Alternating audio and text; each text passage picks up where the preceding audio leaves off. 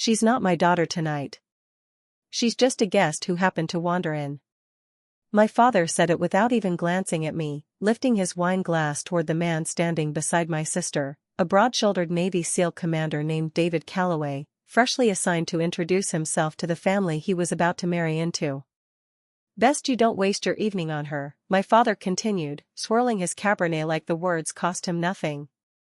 She washed out of the army. Some people just aren't built for the uniform.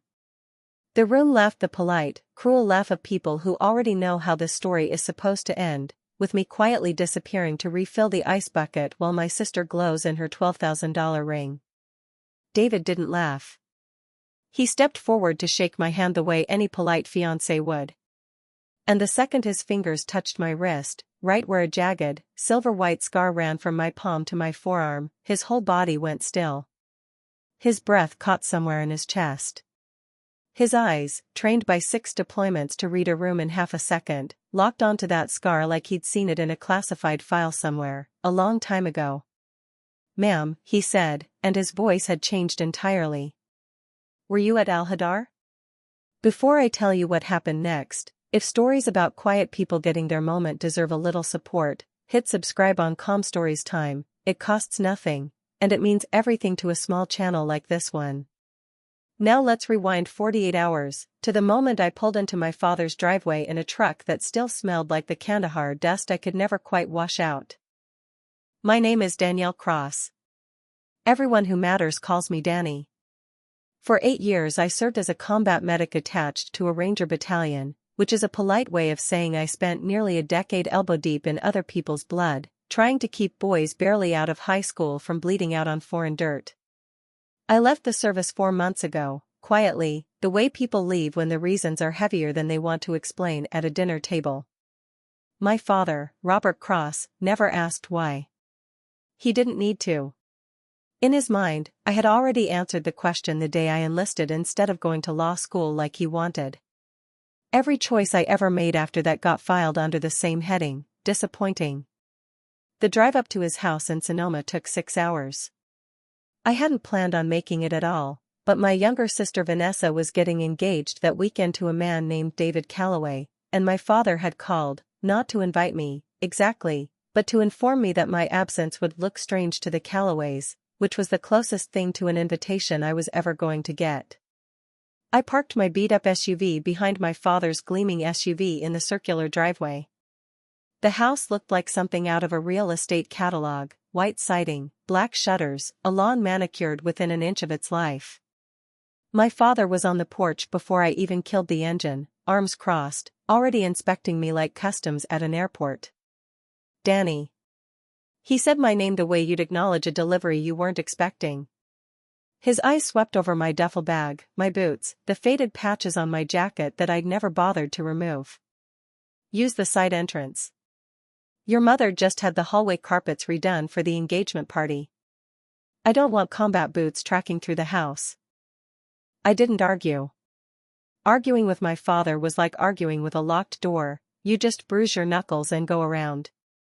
I hauled my bag off my shoulder and walked the gravel path around the side of the house, past the rose bushes my mother used to tend before she passed, for years ago now, back when there was still someone in that house who looked at me like I belonged there. The kitchen smelled like rosemary and expensive candles. Vanessa was standing at the island in a cream silk dress, her diamond ring catching the light every time she moved her hand, which she did constantly, like she was conducting an orchestra only she could hear.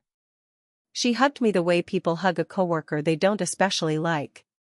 Shoulders forward, hips back, careful not to let my travel-worn jacket touch her dress. When she pulled away, the warmth in her face vanished as fast as it had appeared. "David's family is coming for dinner tonight," she said, voice low and clipped. "Please don't bring up the army stuff. It makes people uncomfortable. Just sit quietly and help clear plates when we're done, okay?" She clicked away in her heels before I could answer, which was fine, because I didn't have an answer that wouldn't have started a war I didn't have the energy to fight. I dropped my duffel bag in the corner of the kitchen and looked around a house that used to be mine and no longer felt like it belonged to anyone I recognized. I went upstairs to what used to be my childhood bedroom, mostly out of habit, mostly because I needed 5 minutes alone before the performance of family dinner began. The door didn't open the way I remembered. When I pushed it wide, there was no bed, no desk, no bookshelf full of the paperbacks I used to read under a flashlight. The room had been gutted and converted into a walk-in closet, racks of Vanessa's designer clothes where my childhood used to be. I stood in the doorway for a long moment, feeling something in my chest go quiet and cold, the way it does right before you make a decision you already know you're going to keep. If you've ever come home to find the people who raised you had quietly erased you while you were gone, you already know that feeling doesn't need to be loud to hurt. Let me know in the comments what part of home you'd protect if someone tried to take it from you, and if this story is already hitting close to home, go ahead and subscribe to Calm Stories Time now, because it only gets heavier from here. I stepped further into the closet that used to be my room to make space for my bag, and my boot caught the edge of a shoebox tucked under a rack of blouses. The lid slid off. Underneath a nest of crumpled tissue paper was a stack of old bank statements, yellowed at the edges, held together with a rubber band that had gone brittle with age. I crouched down. I don't know what made me pick up the top page instead of just shoving the box back where I found it, maybe some instinct trained into me by years of reading the fine print on things that could get someone killed. It was a joint savings statement. My name was on it. My father's name was on it. The account had been opened when I was 17, the summer I worked double shifts at a diner to save for college because my father had made it very clear, even then, that Vanessa's future mattered more than mine. I flipped to the transaction history. 3 years of my paychecks, deposited faithfully, every single one. And then, on a date I recognized instantly because it was the same week Vanessa had thrown a spectacular crying fit about wanting to invest in her future, a single withdrawal. The entire balance. Gone. My father hadn't just failed to help pay for my education. He had taken the money I earned scrubbing grease off diner plates and handed it to my sister so she could play at owning a boutique that folded within 18 months. I sat there on the floor of what used to be my bedroom for a long moment, feeling something that wasn't quite rage and wasn't quite grief, something closer to confirmation. I had always suspected I came second in that house. Now I had the paperwork. I didn't scream. I didn't storm downstairs demanding an explanation. 8 years of pulling shrapnel out of soldiers' legs while mortars fell around us teaches you something about which battles are worth your ammunition, and this wasn't the moment. I folded the statement into a small, tight square and slid it into the chest pocket of my jacket, zipping it shut with a soft metallic click that felt, in that moment, like the closing of a much bigger door. Downstairs, the doorbell rang. The Callaways had arrived. The performance was about to begin, and I had a folded piece of paper against my chest that was going to change how this whole weekend ended. I just didn't know it yet. The dining room table was long enough to seat 12, though only 9 of us were there that night: my father, Vanessa, David Callaway and his visiting aunt and uncle, a few of Vanessa's friends who'd been invited to keep the energy light, and me, seated at the far end near the kitchen door, close enough that the swinging door bumped my shoulder every time the caterer came through with another dish. It was, unmistakably, the exile seat. My father held court the way he always did at these things, refilling wine glasses and steering every conversation back toward Vanessa's brilliance. "She's always known exactly what she wants out of life," he said at one point, cutting into a slab of beef with more force than necessary. "Stable. Ambitious. Doesn't run from a challenge." His eyes flicked toward me for exactly half a second, just long enough to make sure the comparison landed. It was Vanessa's Uncle Marv who broke the surface tension first, a heavy-set man who'd clearly had 2 glasses of wine before he'd even sat down. "So Dani," he said, gesturing at me with his fork, "still bouncing around without a plan? Heard the army finally cut you loose." The room went quiet in that particular way rooms go quiet when everyone already knows the answer they want to hear and is just waiting for someone to say it out loud. Vanessa didn't miss the opening. She dabbed her lips with her napkin, put on her practiced look of tragic, burdened concern, and delivered the line I think she'd been rehearsing all week. "She left her unit early, Uncle Marv. It's kind of an open secret. Some people just aren't cut out for that life. She said it to David's aunt directly, like she was warning a new neighbor about a dog with a bite history. I set my fork down. I didn't argue. Arguing would have meant explaining things I had no intention of explaining to a table full of strangers who had already decided what kind of person I was before I walked in the door. Instead, I straightened my spine, squared my shoulders, and fixed my eyes on a point on the wall behind my father's head, and let the silence sit there, heavy and unbothered, the way you learn to sit still when movement would only give away your position. David Calloway, seated near the head of the table beside Vanessa, had gone very quiet. I noticed it because noticing things is what keeps you alive in my line of work. His fork had stopped halfway to his mouth. His eyes moved from Vanessa, to my father, to me, and then to my hands, resting flat on the tablecloth. He was looking at the calluses on my palms, the old scar tissue along my knuckles, the kind of wear that doesn't come from a desk job. My father lifted his glass to smooth over the moment. "Let's not dwell on old news," he said, forcing a laugh. To Vanessa. To the future. Glasses rose around the table. David's did not. He looked down the length of the table, past his own fiancée, straight at me, and held my gaze for a beat longer than politeness required. Something passed between us in that silence, not sympathy, something closer to recognition. Then he gave the smallest possible nod, the kind of gesture that means nothing to anyone at the table except the two people who understand exactly what it costs to sit still while people lie about you. He set his full glass back down on the table without drinking from it. The next afternoon, Vanessa dragged the whole party out to the bluffs behind the house for engagement photos before the party that evening. I was handed her makeup bag and told, without much subtlety, to stay back and out of frame. I didn't mind. From 30 feet away, I had a clear view of the whole scene, and nobody expected me to smile. Vanessa posed at the edge of the cliff, angling her phone for the perfect shot, entirely absorbed in her own reflection on the screen. David stood a few yards off, hands in his coat pockets, watching her with an expression I couldn't quite read, not tenderness, more like a man doing an inventory of something he wasn't sure he wanted anymore. Eventually he turned and walked up the slope toward me, stopping a respectful distance away, eyes on the water instead of on my face. "You served overseas," he said. Not a question, not quite a statement either. Al-Hadar Sector, 2019? I kept my eyes on the horizon. "I've been to a lot of places, Commander.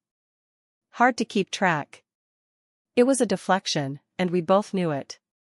He let out a short breath that wasn't quite a laugh, the sound of a man who recognizes when someone else is running the same evasive maneuvers he'd use himself.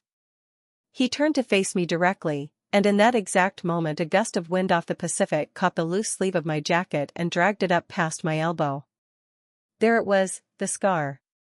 Jagged, thick, a mess of torn tissue that no surgeon ever cleaned up because there hadn't been time.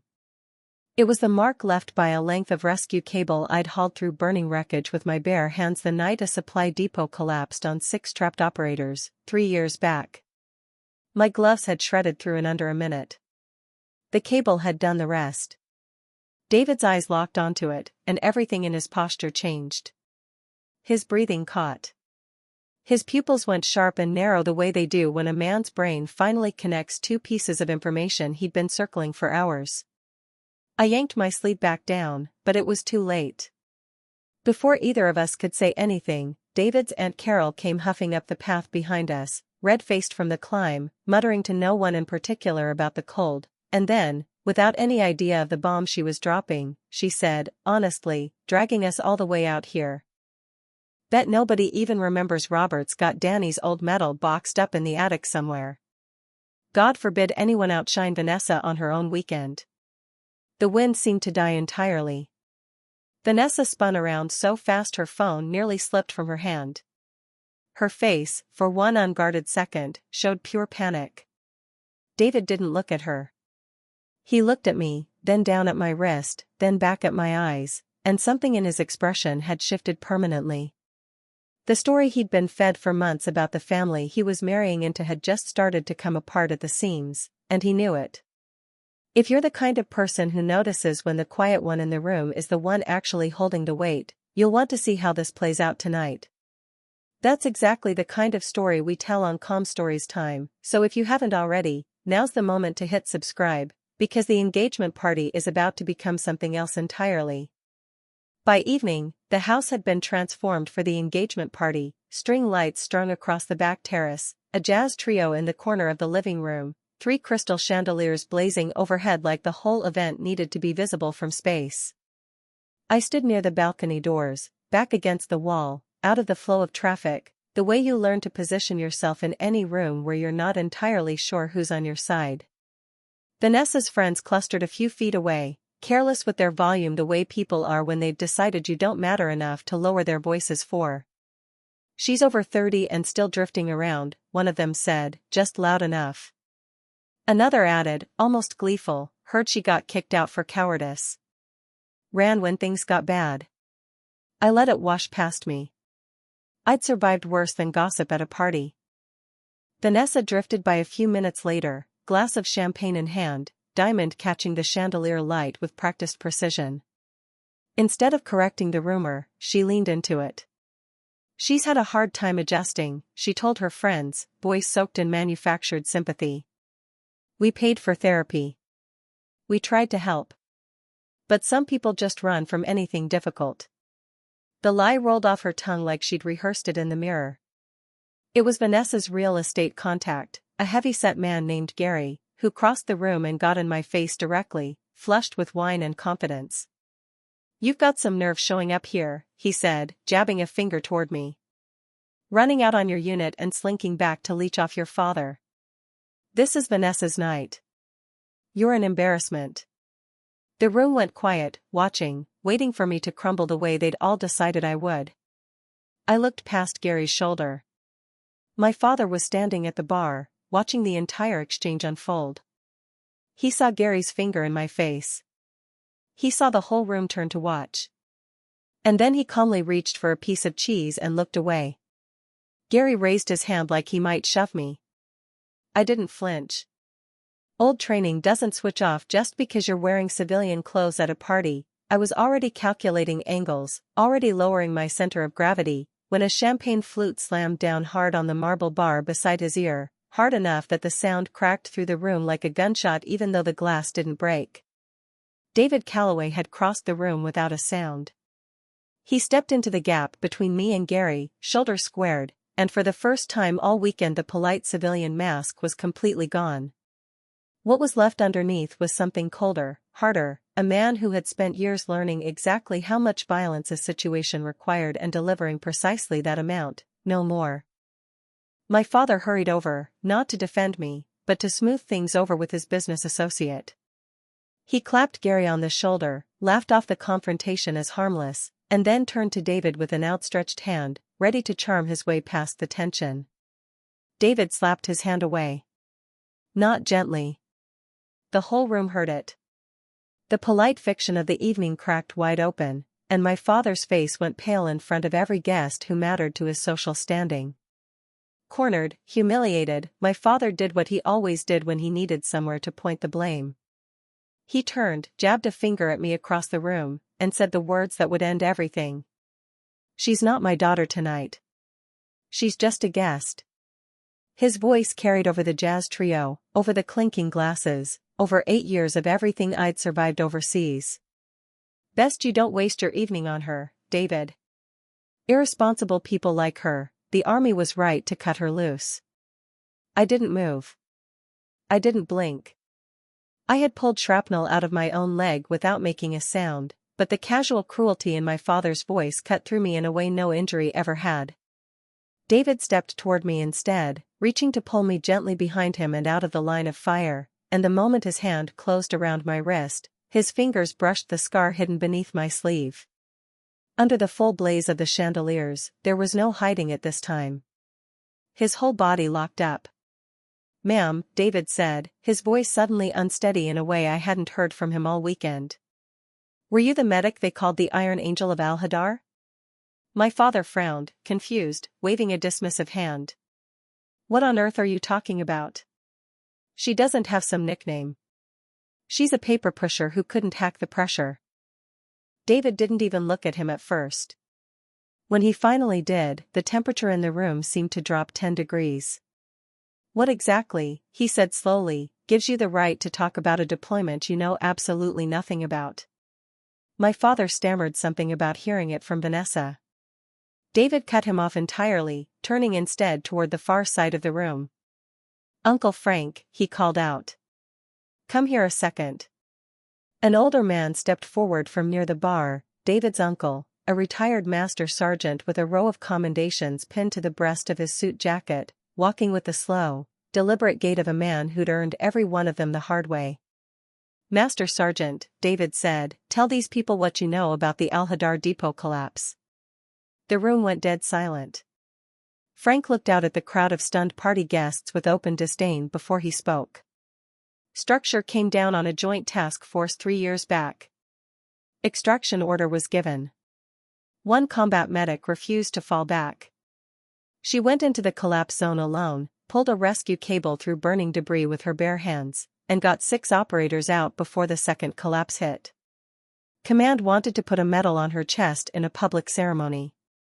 She turned it down, didn't want the attention, didn't want to compromise the local contacts who'd helped get everyone out safely. Only name anyone in that unit ever used for her was the Iron Angel." Vanessa's face drained of color in real time. This was supposed to be her night, her spotlight, and it was slipping away in front of everyone who mattered to her.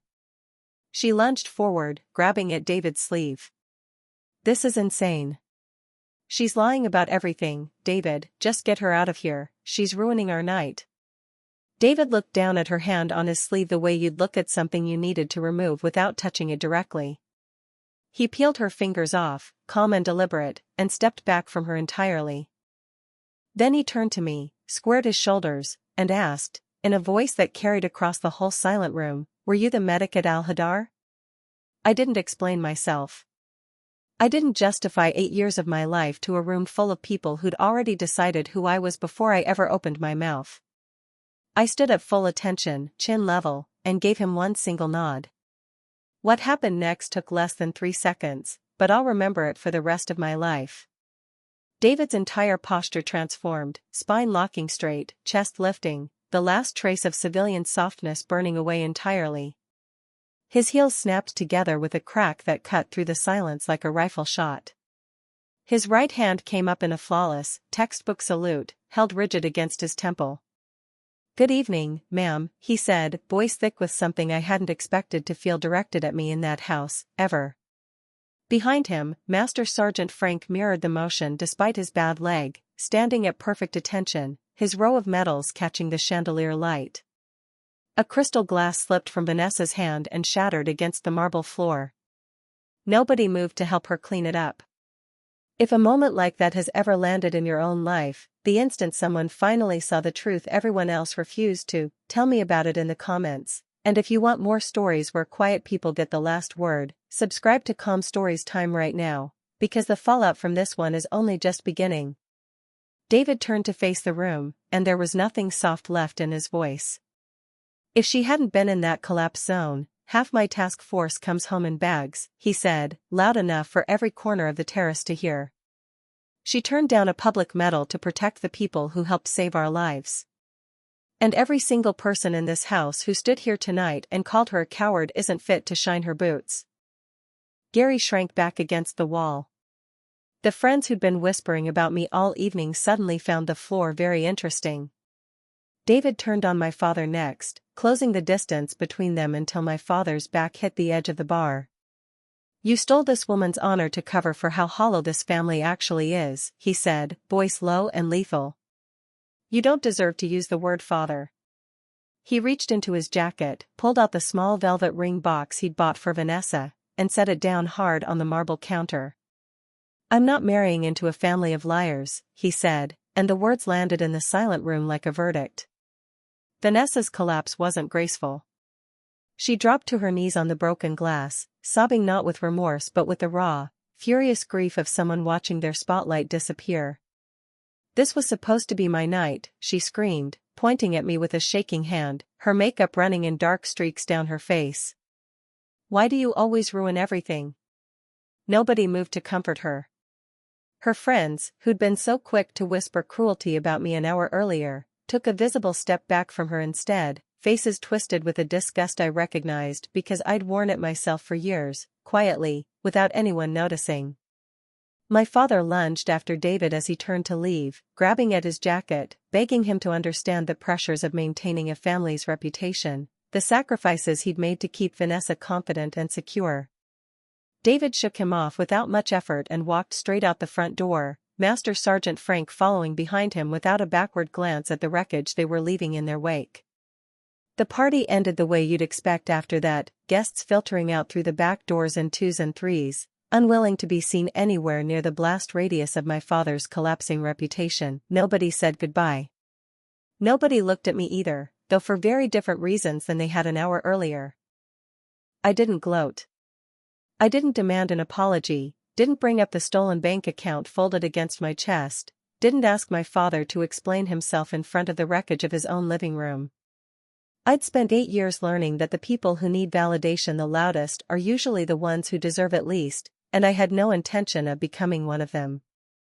I walked through the center of the room instead of around the edges, the way I'd been ordered to earlier that day, and let the mud on my boots leave a trail straight across the pristine white carpet my father had cared about more than he'd ever cared about me. I woke early the next morning to a house gone eerily silent, the kind of silence that only exists when everyone inside is too ashamed to come downstairs. There wasn't much to pack. My whole life still fit in one duffel bag, the way it had for the better part of a decade. Walking down through the living room, the wreckage from the night before was still there, shattered glass ground into the rug, the abandoned ring box sitting untouched by the ice bucket. I didn't take the side entrance this time. I walked out the front door. David was waiting by his truck at the end of the driveway, a paper coffee cup in hand, no urgency in his posture, just quiet patience. "Wanted to make sure you got out of here all right," he said when I reached him. "Wasn't sure anyone else would." "I can take care of myself, Commander," I said. "But thank you, for what you did in there." He shook his head slowly. "Don't thank me. My team and I owe you a debt we can't ever really pay back." He lifted his coffee in something like a final, informal salute. "Safe travels." He climbed into his truck and drove off into the morning fog, and I walked to my own vehicle, threw my bag in the trunk, and turned to find my father standing in the front doorway in a wrinkled robe, looking like he'd aged a decade overnight. He opened his mouth. Nothing useful came out. Just my name, cracked and small, the closest thing to an apology a man like him was ever capable of producing. I didn't scream at him. I didn't bring up the stolen account, though it was still folded in my jacket pocket, 30 feet away from where he stood. Dragging him through a courtroom would only have chained me to that house for years I wasn't willing to give up. I looked at him one last time, let out a short breath through my nose, and got in my car without another word. I merged onto the coastal highway as the sun came up over the water. Somewhere around the second mile, I reached into my jacket, pulled out the old bank statement, and tore it into pieces, letting them scatter out the open window into the wind behind me. It wasn't forgiveness. It was closure I was giving myself, on my own terms, without waiting for him to earn it. Family, I've learned, isn't always about shared blood. Sometimes it's the people willing to salute you in a room full of people who called you a coward, the ones who see the scars and understand exactly what they cost, without needing an explanation. If this story meant something to you, that's exactly the kind of story we tell every week here on Calm Stories Time, so if you haven't yet, go ahead and hit subscribe, and tell me in the comments, what's the bravest thing you ever did to walk away from people who never deserved you in the first place?